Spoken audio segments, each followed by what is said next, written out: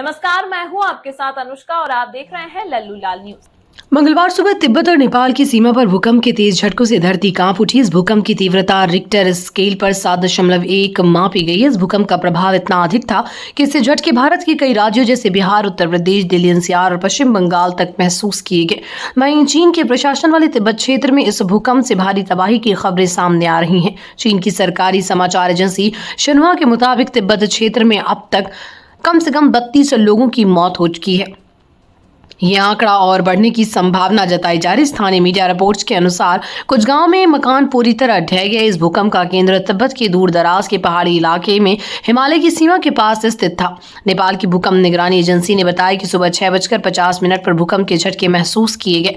नेपाल के अनुसार भूकंप का केंद्र चीन के डिंगगी में था। राजधानी काठमांडू में झटकों से लोग डरकर अपने घरों से बाहर निकल आए। हालांकि नेपाल में अब तक किसी के बड़े नुकसान की खबर नहीं आई है। अमेरिका भूगर्भ सर्वेक्षण ने जानकारी दी कि भूकंप का केंद्र नेपाल की सीमा से सटे तिब्बत के इलाके में 10 किलोमीटर की गहराई पर था। इस क्षेत्र की औसत ऊंचाई लगभग 4200 मीटर है। चीन की भूकंप एजेंसी ने इस भूकंप की तीव्रता को 6.8 के रूप में दर्ज किया।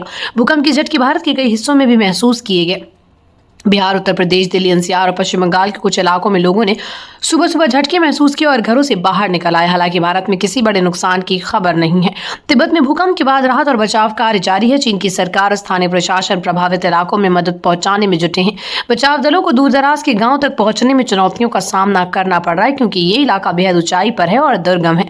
भूकंप धरती के टेक्टोनिक प्लेट्स में आपस में टकराने या खिसकने के कारण आता है। इस बार भूकंप का केंद्र हिमालय की सीमा के पास था, जहां भारतीय प्लेट और यूरेशियन प्लेट आपस में टकराती है।